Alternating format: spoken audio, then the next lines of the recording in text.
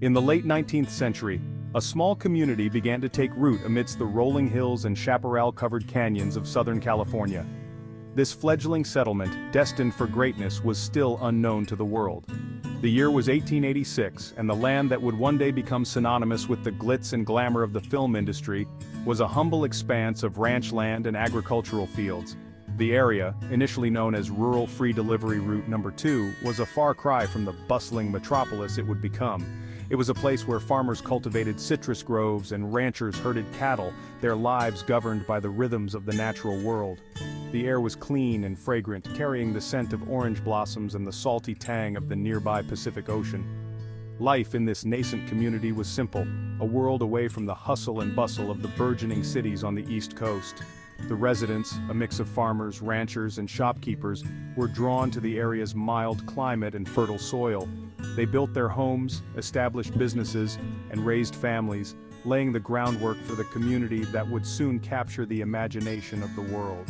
Little did these early settlers know that their humble community was on the verge of a transformation that would forever alter the course of entertainment history. The seeds of Hollywood's future were sown in these early years, as the area's natural beauty, temperate climate, and entrepreneurial spirit combined to create fertile ground for the birth of a new industry. The story of how Hollywood got its name is as improbable and serendipitous as the rise of the film industry itself.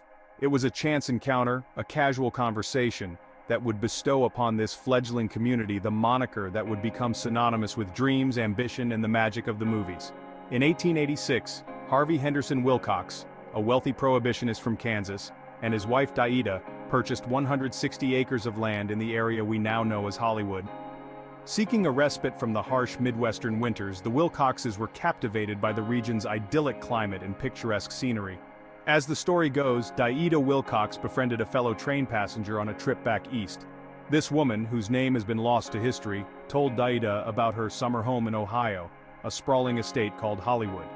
Daida was immediately taken with the name, finding it both elegant and evocative. Upon her return to California, Daida shared the story of the beautiful Ohio estate with her husband. Together they decided that Hollywood was the perfect name for their own burgeoning real estate development. And so, in 1887, the name Hollywood officially appeared on a subdivision map, marking the birth of a legend. By the turn of the 20th century, a new form of entertainment was captivating audiences across the globe: motion pictures. These flickering images, projected onto screens in darkened theaters, transported viewers to far-off lands, introduced them to unforgettable characters, and ignited their imaginations. As the demand for these moving pictures grew, filmmakers began to seek out new locations to shoot their films. Word spread quickly through the burgeoning film industry about a sun-drenched paradise in Southern California. Hollywood, with its abundant sunshine, diverse landscapes, and temperate climate, offered filmmakers a welcome respite from the unpredictable weather and limited daylight hours of the East Coast, where the film industry was primarily based at the time. Beyond its favorable climate, Hollywood boasted a variety of other attractions that made it irresistible to filmmakers. The region's diverse geography, ranging from sandy beaches and rugged mountains to sprawling deserts and lush forests, provided a natural backdrop for any imaginable scene. Moreover, labor costs in Hollywood were significantly lower than in New York, and the local government was welcoming to the film industry, eager to attract new businesses and boost the local economy. Drawn by these advantages, filmmakers began to flock to Hollywood in the early 1900s. Among these pioneering filmmakers were visionaries like D.W. Griffith, Cecil B. DeMille, and Mack Sennett, who would go on to shape the future of the film industry. In 1911, a significant milestone in the history of Hollywood was reached with the establishment of the first permanent movie studio. The Nestor Company, a New Jersey-based film production company, recognized the immense potential of this burgeoning film hub and decided to establish a permanent presence in Hollywood. Led by director Al Christie, the Nestor Company set up shop in an old tavern on the corner of Sunset Boulevard and Gower Street.